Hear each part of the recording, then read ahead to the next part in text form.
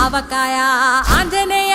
కథ మొదలెట్టినాడు చూడారయ్యా శక్తినంతా చూడగట్టి చెట్టు దులిపినాడు అంజయ్య ఎర్ర ఛాయ కోతి అవతార వెంటమాయ కత్తి సేత పట్టకుండా కాయ కోసినాడు కపిలయ్య